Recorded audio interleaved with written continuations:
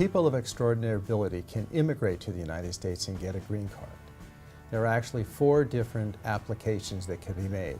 For people of extraordinary ability, people whose admission is in the national interest, outstanding researchers, and people of exceptional ability.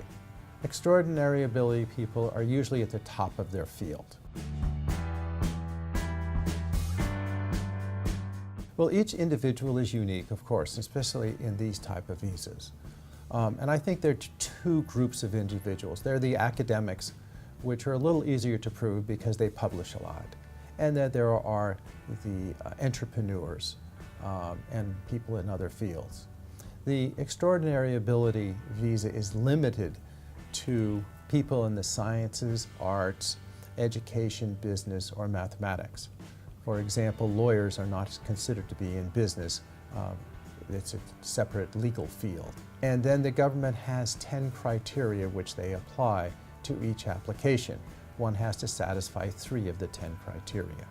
Some of the key criteria are publishing scholarly articles in journals, having articles in media about the individual, winning international prizes, judging the work of others, having a high salary, but generally the individual must prove that they have made a major contribution to their field.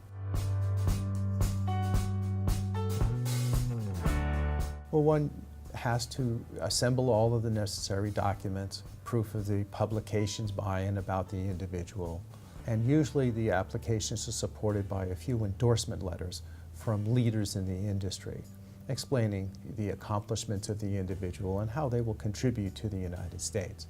This documentation is attached to an I-140 visa petition and it's filed with the Immigration Service. Generally, the I-140 petitions take about 6 to 8 months to process. After that, one applies for adjustment of status in the United States or an immigrant visa overseas. At certain times of the year, there have been some quota backlogs that add additional waiting time, but usually at the beginning of the fiscal year, those waiting times evaporate.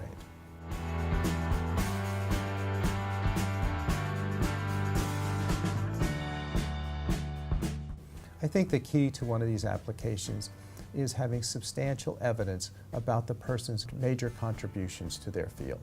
We're pleased to look at people's resume and their achievements and give them an analysis of whether we think that they will qualify as a person of extraordinary ability or their admission is in the national interest.